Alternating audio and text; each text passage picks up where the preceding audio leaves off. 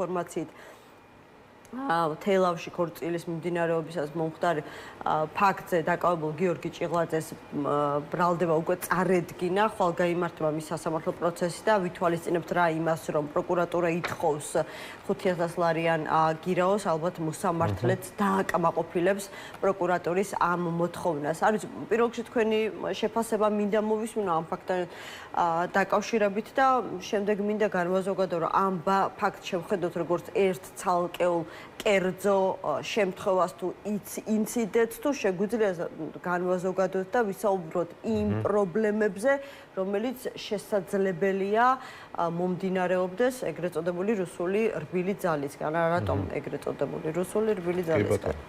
ემა მოგესალმებით საღამოშვიდობის მესამე მაყურებელს. მოდი ცოტა უფრო ფართო ხა ეს რაც მოხდა დეტალები სადაც ყველა მიცის და ამიტომ პოლიტიკურ კონტექსტში განვიხილოთ. მე მგონი ეს უფრო საინტერესო იქნება თქვენი მაყურებლისთვის და ვისაუბროთ იმაზე, ხა თქვენ ღირსებაზე საუბრობდით და ძალიან კარგია და მადლობა რომ ამაზე გააკეთეთ აქცენტი, იმიტომ რომ მეც ვფიქრობ რომ მთავარი საკითხი დღეს არის ღირსება. თორემ არავინ არ არის წინააღმდეგი არც ტურიზმის და რა თქმა უნდა ეს არის ჩვენი ეკონომიკის ერთ-ერთი მნიშვნელოვანი დარგი. სტუმარ მასპინძლობა ხო საერთოდ სისხლში გვაქვს ქართველებს და თუ ვინმე ამიტომაც არიან მათ შორის რუსები განსაკუთრებით, იმიტომ რომ ბევრი რამ უკვირთ, ახლა ვიცით რომ ყველა მოსკოვიდან და სანქტ-პეტერბურგიდან არ ჩამოდის საქართველოში, ხო? და ამიტომ ეს სტუმარ მასპინძლობაზე იმიტომ საუბრობ, რომ ეს ჩვენ ვიცით კარგად და ეს ჩვენი ღირსების საკითხია, სტუმარ მასპინძლობა, მაგრამ ამ სტუმარ მასპინძლობასაც აქვს თავისი წითელი ხაზები. დღეს საქართველოში არსად არ იგრძნობა. გარდა იმისა, რომ კერძო ობიექტები საკუთარი ინიციატივით აკეთებენ წარწერას, მაგალითად, რომ რუსეთი ოკუპანტია, რომ საქართველოს ტერიტორიების 20% არის ოკუპირებული რუსეთის მიერ და ასე შემდეგ. სხვა მხრივ განწყობა, რომ აი ქვეყანაში, ქალაქებში, სოფლებში, სადაც უნდა გავიაროთ, არ იგრძნობა, რომ დღეს რუსეთი არის ოკუპანტი. რომ რუსეთი არის საქართველოს მტერი. ეს განწყობა არ არის. და ძალიან ცუდია, რომ რუსეთის მოქალაქეები, რომლებიც საქართველოში ჩამოდიან, მათ ეს ინფორმაცია, რა თქმა უნდა, დამახინჯებულად მიეწოდებათ. ეხლა ვინ და პროპაგანდის შემოქმედი არის თავად რუსეთი და ეს ოცნებასაც, რა თქმა უნდა, რუსეთიდან აქვს გადმოღებული ყველა ის მეთოდი პროპაგანდისტული ჰიბრიდული ომის, რასაც რუსეთი თავის ქვეყანაში აწარმოებს, საკმაოდ წარმატებით ბჭყალებში. და ნუ არ უნდა გამოვრიცხოთ ისიც, რომ ეს ამ ადამიანების დიდმა ნაწილმა შეიძლება მართლა არ სიცოდეს რეალურად. აი არ იცოდეს უბრალოდ. არ გაგვიკვირდეს ეს ჩვენ. ანუ უბრალოდ არ იცოდეს ხელისუფლების პასუხისმგებლობაა, რომ თუნდაც სტუმრად საქართველოში ჩამოსულ კი ბატონო, რაღაცა ფორმით ოკუპანტი ქვეყნიდან შეახსენოს, რომ ჩვენ მათ ამ ეტაპზე კი მასპინძლობთ, მაგრამ საქართველოს 20% ხო მათი მათ უნდა ახსოვოთ, იმიტომ რომ მე მაგათაც ამას წინათ იყო ერთ-ერთი რესტორნის მეპატრონე მეყვებოდა ზუსტად ამას. რომ შემოვიდა პრეტენზიით რუსი წარმოშობის რუსეთის მოქალაქეები რამდენიმე თორცდებით სოლქმარი და უბრალოდ პრეტენზიას აყენებდა განმეორე ეს წარწერა რატოა? საიდან მოიტანეთ რა ოკუპანტიაო რუსეთიო? რატომ გაქვთ ეს წარწერა გაკეთებული თქვენს რესტორანზე? ანუ მათ უკვე ინფორმირების პრობლემა ჰქონდათ. ეს სხვა პრობლემა არის. მეორე ნაწილი, რომელსაც ინფორმაცია აქვს, მაგრამ უყურებს რას? უყურებს იმას, რომ ეს ქართული მხარე არაფერს არ აპროტესტებს. და მე იმიტომ ვთქვი, რომ პოლიტიკური კონტექსტი მინდა შემოვიტანო აქ, რომ აი ეს რაც ხდება ახლა სამხრეთ ეგრეთ წოდებულ სამხრეთ ოსეთში, ჩვენს ისტორიულ ტერიტორიაზე, სამაჩაბლოში. და თან ეხლა განსაკუთრებულად დაჩქარებულია იმ პროცესები, ვიცით, იმიტომ რომ პუტინი პირადად ჩაერთო, იშვიათია ეხლა მოგეხსენებათ პუტინის პირადი ჩართულობა. და ის 9 მაისს შესაძლო ანექსიაზე საუბრობთ. შესაძლო კი არა, ფაქტობრივად უკვე გაცხადებული, გამოვიდა პუტინი და ფაქტობრივად განაცხადა, რომ მას აქვს პირდაპირ ეს განზრახვა, რომ საქართველოს ისტორიული ტერიტორია სამაჩაბლო, ანუ ეგრეთ წოდებული სამხრეთ ოსეთის რესპუბლიკა შეუერთდეს რუსეთის ფედერაციას, ანუ გაერთიანდეს უხრიალოთ ესეთ და 9 მაისის ხელშეკრულება რაც გაფორმდა კრემლში შემდეგ ამას დაჩქარებული წესით რუსეთის დუმამ რატიფიცირება მოახდინა მე ამას თორე პროცესები მოყვა ხო იცით თქვენ იქ გადადგა ეს ეგრეთ წოდებული პრეზიდენტი მე წავიდა და დაინიშნა პუტინის თანაშემწე და პუტინი ფაქტობრივად თავის როგორც მეფის ნაცვალს ნიშნავდა რუსეთის იმპერატორი დაახლოებით ისე ნიშნავს ახლა თავის წარმომადგენელს და ეს გაცხადებული ანექსიაა და ამ ანექსიაზე იცით ახლა თქვენ მე არ ვიცი მაგრამ ეს ჩვენ საქმიანობას დაუკავშირო მაგრამ რეზოლუციაო პოლიტიკური მატრაკოცობაო თავად არაფერს აკეთებენ არც ამ რეზოლუციას ეთანხმებიან ანუ პროტესტი არ ჩანს ახმა არის პრაგმატულ პოლიტიკას ატარებენ როგორც ამბობენ რომელსაც გარანტირებულად მოაქვს მშვიდობა ეს არის სწორედ მათი მთავარი გზავნილი ეს არის პრაგმატული პოლიტიკა ანუ შენი ტერიტორიების ჩაბარება რუსეთისთვის ეს პრაგმატული პოლიტიკაა ეს არ არის პრაგმატული პოლიტიკა ეს არის კოლაბორაციონისტული პოლიტიკა. ამას ყველაფერს თავის სახელი უნდა დავარქვათ, ხო? არავინ არ ამბობს იმას, რომ რა თქმა უნდა, აქ მშვიდობა ყველაფრის ფასად უნდა შენარჩუნდეს, რა თქმა უნდა, მაგრამ ეს შენ ღირსება უნდა შეინარჩუნო, როდესაც სახელმწიფო ხარ, როდესაც ქვეყანა ხარ და ამ ღირსების ნაცვლად რა გვესმის? ბოდიშის მოხდა ანექსიაზე ხმის არამოღება და ჩვენმა გუნდმა ამ დუმილს დანაშაულებრივი დუმილი უწოდა. იმიტომ რომ მე აი ორ სიტყვაში ვიტყვი, მაგრამ ნახეთ, რატომ არის დაჩქარებული ეს, რატო ჩაერთო პუტინი პირადად, ხო? აი ამ ანექსიის პროცესში. ფაქტობრივად ყოველ კვირა პუტინი პირადად რაღაც ქმედებას ახორციელებს საჯაროდ მათ შორის. იმიტომ რომ მას ჭირდება უკრაინასთან განსხილება და პირდაპირ ვთქვათ, ახლა ეს არ უნდა ამას უკვე სამხედრო ექსპერტობა უკვე ჩანს კარგად, რამდენად განიცდის მარცხს რუსეთი უკრაინასთან მიმართებაში. მარცხის რაღაცნაირად კომპენსირება, ხო? კომპენსირება და რაღაცა ტიპის გამარჯვების ისტორიებით, რომ ხა ისეთი დასუსტებულის არ არის და რაღაც და სადახდენს ამის კომპენსაციას არც მეტი არც ნაკლები საქართველოში.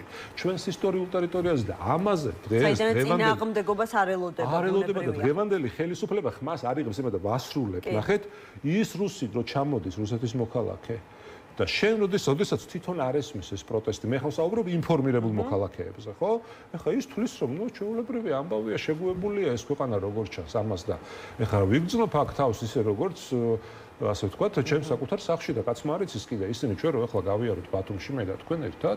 იქ ვერ მივხვდებით ჩვენ სად ვართ, ჩვენ ვართ მასპინძლები და ჩვენ ვართ ჩვენ საკუთარ ქვეყანაში და ისინი სტუმრები თუ პირიქით.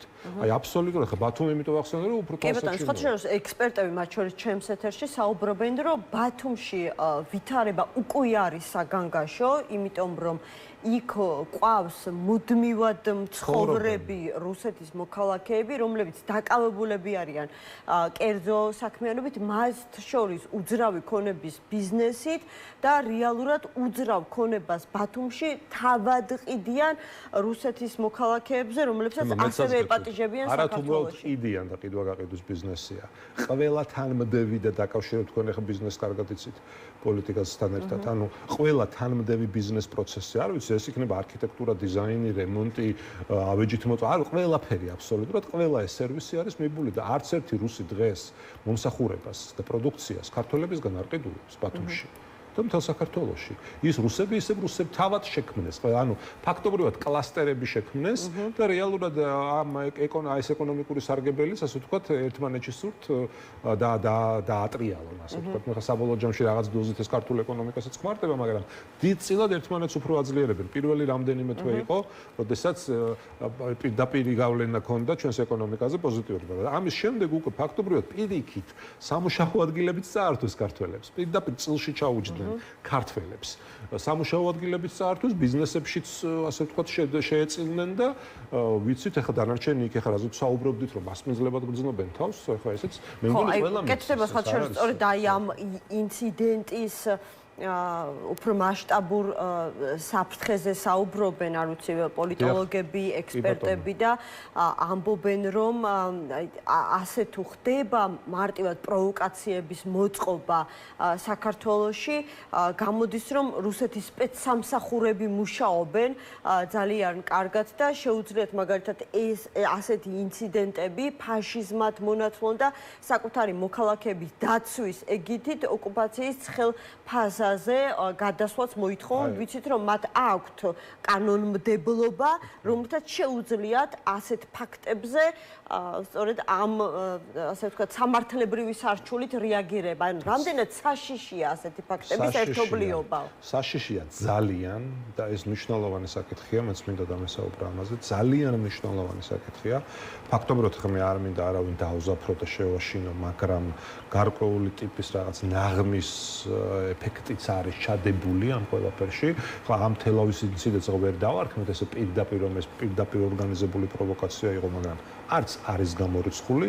ყოველ შემთხვევაში ამ ინციდენტის შემდეგ უკვე ყველა უნდა დაფიქრდეს იმაზე, როგორ შეიძლება ძალიან მარტივად ერთ დღეში რუსეთმა თუ მოინდომა აქ შექმნას იმის საფუძველი, რაზეც თქვენ საუბრობთ. ხო, მით უმეტეს აი წამოგვეწია ამასობაში ინფორმაცია, მხოლოდ ვერსიის დონეზე იყო და ცოტა ვერიდებოდი ხმამაღლა ამ ინფორმაციის გაჟღერებას, რომ იულია ნესტერიუკი, რომელიც ფიგურირებს აი ამ ინციდენტში და ამ შემთხვევაში შეიძლება ითქვას, რომ მთავარი ფიგურანტია, ვრცელდებოდა ინფორმაცია, რომ რეალურად ის არის უკრაინელი, რომელიც რუსეთის სასარგებლოდ წლების განმავლობაში ჯაშუშობდა, კოლაბორანტია და უკრაინის ტერიტორიაზე თითქოს დაიძებნება და სხვა შორის აი ამ ინფორმაციის ავტორები ელოდებოდნენ უკრაინის ოფიციალური უწყების დასტურს ამ ინფორმაციასთან დაკავშირებით. ჯერ ასეთი დასტური ჩვენ არ გვაქვს, მაგრამ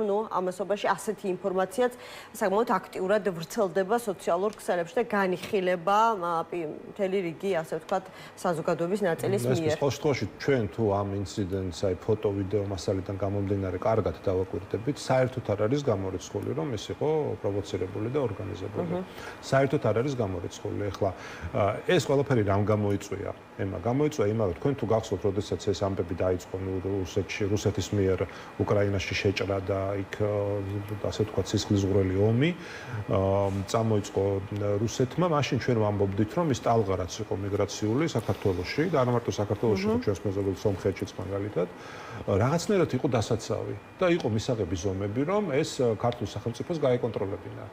და მაშინ აბსოლუტურად არაფერი მე ჯერ კიდევ საკრებულოში ვიყავი და იმ ტრიბუნიდანაც კი ვსაუბრობდი იმაზე, რომ და ჩვენი გუნდი მაშინ ძველი გუნდი წინამოწვევის პარლამენტში მახსოვს კარგად, მთელი საკანონმდებლო ინიციატივებიც კი გქონდა, იმიტომ რომ ეს ახლა უვიზო მიმოსვლა აბსოლუტურად უკონტროლო.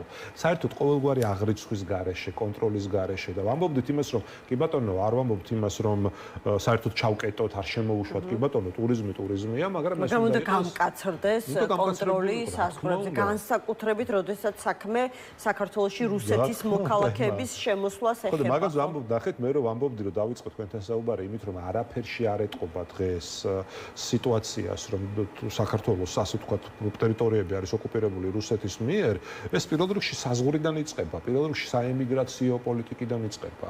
და იმდენად გახსნილია ეს ყველაფერი კიდევ მეორე პოლიტიკურად კიდევ აი ამ ეგრეთ წოდებული პრაგმატული პოლიტიკის სახელით პირიქით კოლაბორაციონისტული ქმედებებია და აბსოლუტურად ანტიპრაგმატული შედეგები გვაქვს.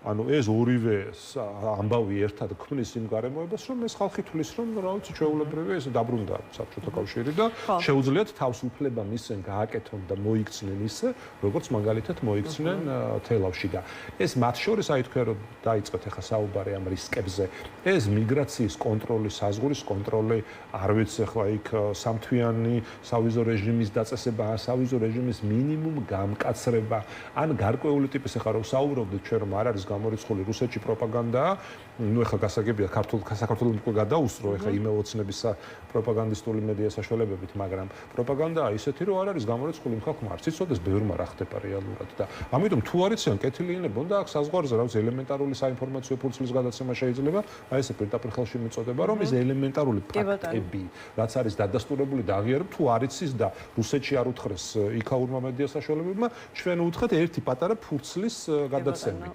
საზღვრის პუნქტზე, როდესაც რუსეთის მოქალაქე შემოდის ინფორმირებული მაინც ეს კონკრეტული ერთი შემთხვევა რაღაცა კერძო ინციდენტის ფარგლებში კი არ განვიხილოთ, არამედ ამას მივცეთ რაღაც პოლიტიკური მსჯელობის სახე. უნდა მივცეთ, იმიტომ რომ დრო არის ემა.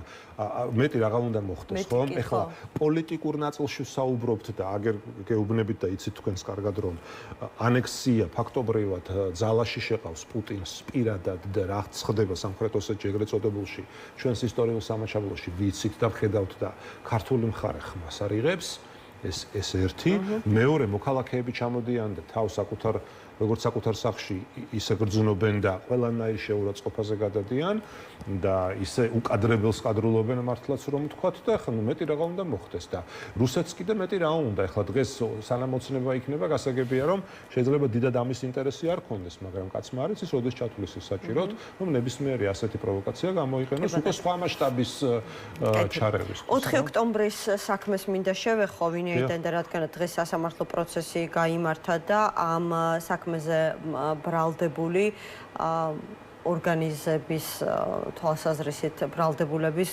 კომენტარები მოვისმინეთ ვისი საჯარო განცხადება სხვათა შორის დიდი ხანია არ გვსმენია პაატა მანჯგალაძე მიმართა ყოფილ კოლეგებს კობახიძეს მდინარაძეს პაპუაშვილს ვიდრე ჩემს ბრალეულობას დაიწყებთ საუბარს იქნება მანამდე თქვენი მიუკერძოებელი ბჭყალებში მოსამართლეს ხუსკივაძის განაჩენი წაგეკითხათო და დასვა რიტორიკული შეკითხვა რეალურად რასთან გვაქვს საქმეო და იყო ასევე პაატა ბურჭულაძის გზავნილი საპატიმროდან, რომელიც ამბობს, რომ რეალურად მარტო მე ვარო 4 ოქტომბრის აქციის ორგანიზატორი მანჯგალაძე ორგანიზების ნაწილში საერთოდ არ ყოფილაო და მოკლედ ბედნიერი ვარ რომ ორგანიზატორი ვარო.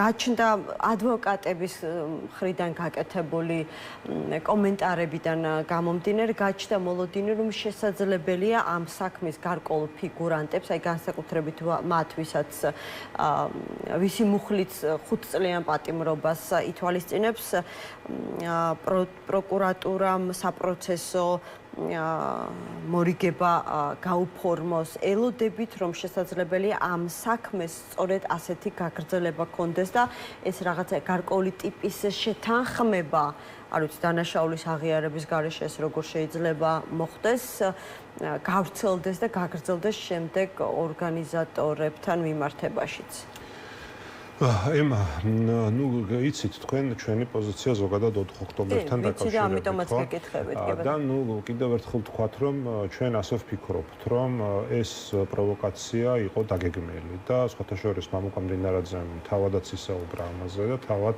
არ ვიცი მიზანმიმართულად გააკეთა ეს თუ წამოწდომა იყო, მაგრამ ყოველ შემთხვევაში იმედის ეთერში მან დაადასტურა ისაც ჩვენ ვამბობთ და მან ჩვენი ლიდერი მათ შორის გიორგი გახარია აი თქვენ რომ ნახოთ 1 ოქტომბრის ინტერვიუ მისი რამდენიმე დღით ადრე მიცემული ინტერვიუ თუ არსები ფორმულასთვის გიორგი თარგამაძისთვის აი ერთ-ერთი რასაც საუბრობდა 1 ოქტომბერს და ზუსტად იგივე მოხდა 4-ში აი დაადასტურდა ის ყველაფერი რასაც გიორგი გახარია საუბრობდა შესაბამისად ეს ბევრად ფართო კონტექსტია და ამიტომ ის ხალხი ვინც დღეს არის დაჭერილი რამდენიმე კატეგორიად შეგვიძლია დავყოთ ეს ერთი შეიძლება იყოს მართლაც პირდაპირ აი ასე ვთქვათ ოცნებასთან ერთად მართლაც ორგანიზებაში ჩართული ხალხი ეს ერთი მეორე შეიძლება იყოს გულწრფელი ასე ვთქვათ პატრიოტული სულისკვეთებით გაჟღენთილი მაგრამ შეცდომაში შეყვანილი ხალხი და ნუ მესამე შეიძლება იყოს ნუ სასარგებლო იდიოტი რო ქვია ანუ რაღაცა იდიოტის როლი როგორ შეასრულა დაუშვათ ოცნების სასარგებლოდ ხო რა თქმა უნდა სამივე და დასანანია ახლა თუ არ ჩათვლით ან პირველ ჯგუფს რომელიც შეიძლება მართლა მიზანმიმართულად აკეთებდა იმას რასაც აკეთებდა ამიტომ ამ ადამიანებზე როცა საუბრობთ უნდა გვესმოდეს რომელ ჯგუფს შეიძლება წარმოადგენდეს ხო მაგრამ აქ მთავარი სხვა რამეა მთავარი არის ის რომ დღეს ეს ხალხი იმიტომ კი არ არის ასე ვთქვათ უდანაშაულო რომ მართლაც მათ სწორად გააკეთეს ის რაც გააკეთეს არამედ იმიტომ რომ ოცნების მხრიდან ისინი პოლიტიკურად მოტივირებული მართლმსაჯულების ხორბლი არის თითქმის ყველა კიდევ ვიმეორებ იმიტომ რომ თავად ოცნება იყო ამ აქციის პროვოკატორი უბრალოდ ახლა სხვა არის ამას შეცდომით გამოუცდელობით თუ რა მიზეზით წამოეგები პოლიტიკოსი კიდევ იმიტომ ხარ რომ არ უნდა წამოეგო უფრო მეტი გამოცდილება უფრო მეტი შეგჭრეტელობა უნდა გამოიჩინო უფრო მეტი პასუხისმგებლობა უნდა გამოიჩინო და იქ კიდევ ერთი რამე მინდა გითხრათ რომ არავინ არ გვემეტება ციხისთვის და საპატიმროსთვის, მაგრამ იმ ხალხზე მეტად ვინც დღეს აი ხა იმაზეა საუბარი, ვის საპროცესოს გაუფორმებენ და არა, ხო, ვისაც დღეს მრავალწლიანი პატიმრობა ემუქრება, აი ეს პოლიტიკოსები, რომლებიც საერთოდ არ იღებენ ამ ამბავზე პასუხისმგებლობას, ისინი უფრო იმსახურებენ, მე თუ მკითხავთ პასუხისმგებლობას, მაგრამ ჯერ კარგად ვხედავთ ჩვენ, რომ არავის არც ერთ მათგანს პასუხისმგებლობა საკუთარ თავზე არ აუღია.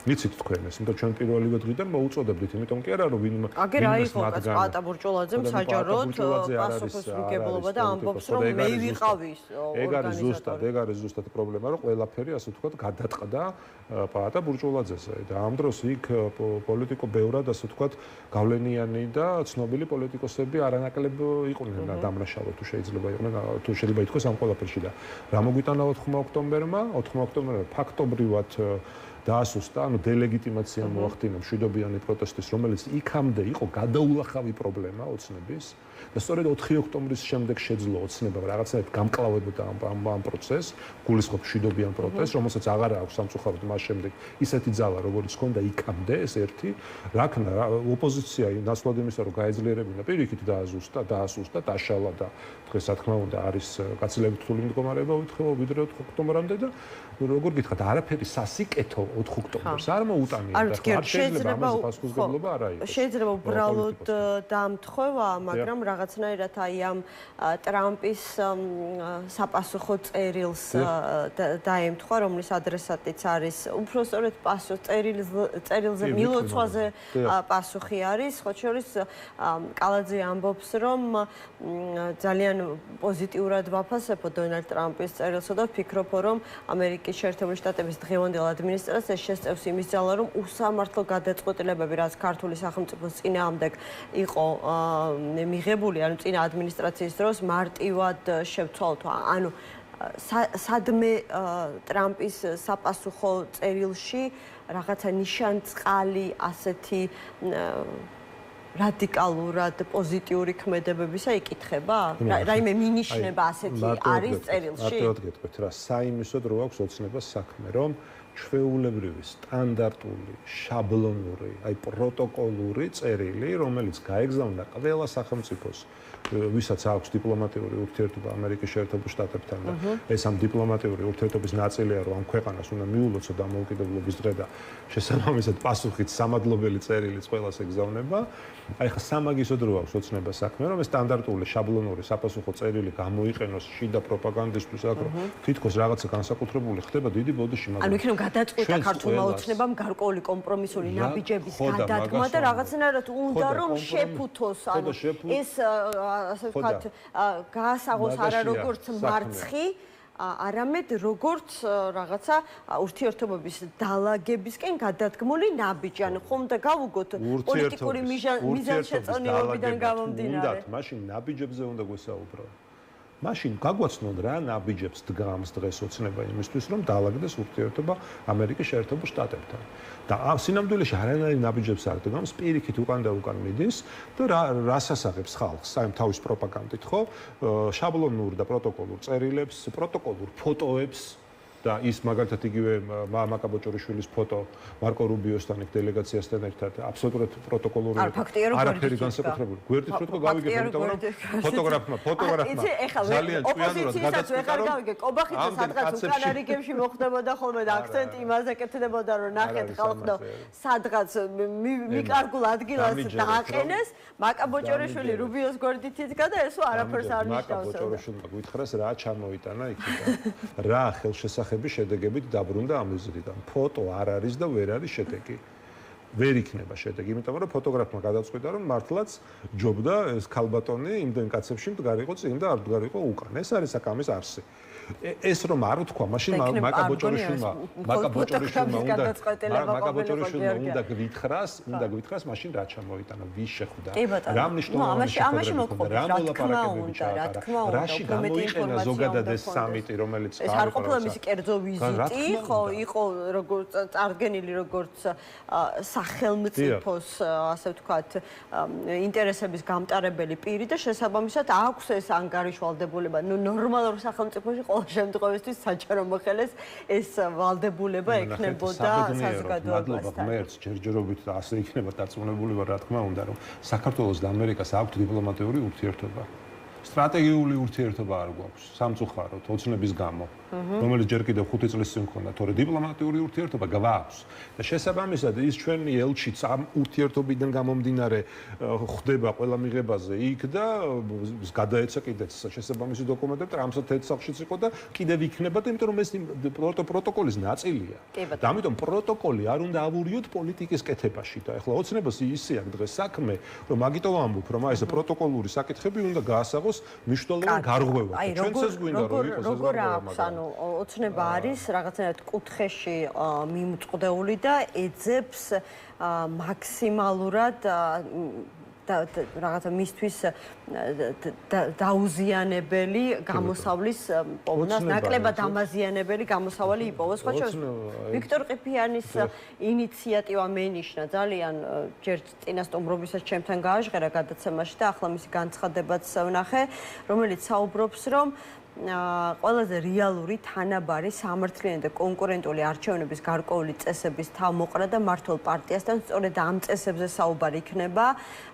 ოპოზიციამ უნდა ვიფიქროთ პოლარიზაციის დასრულებაზე. რას ფიქრობთ ამ იდეაზე? შეიძლება დღეს ხელისუფლებასთან საუბარი რამეზე და მით უფრო რაღაცა სამართლიან და კონკურენტულ არჩევნებზე და რამდენად წამომსვლელია. სამართლიანი და კონკურენტული არჩევნების მოპოვება ყოველთვის დღეს კი არა, ყოველთვის, ყოველდღიურად არის ოპოზიციის საქმე. მით უმეტეს იმ ვითარებაში, რა ვითარებაშიც დღეს ვართ.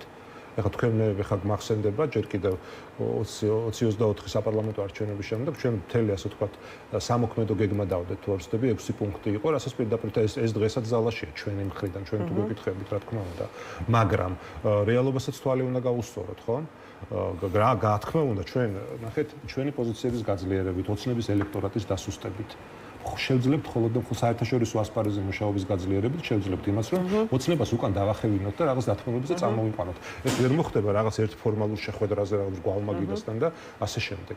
ამას მუდმივი მუშაობა უნდა, ამას სჭირდება წნეხი ოცნებაზე, ყველა ფაქტორის გათვალისწინებით და ეს ყოველდღიური სამუშაოა და ბუნებრივია. ანუ შესაძლებელია ქართულ ოცნებასთან დიალოგი? შესაძლებელი იქნება მაშინ თუ ჩვენ გავძლიერდებით კიდევ ვიმეორებთ და დავანახებთ ოცნებას, რომ მისი ელექტორატი აღარ არის ისეთი ძლიერი, როგორიც იყო, რომ მისივე ამორჩევლები ხმას აღარ აძლევენ მას. ეს არის ოცნებისთვის მთავარი დარტყმა, რამაც შეიძლება მას უკან დაახევინოს.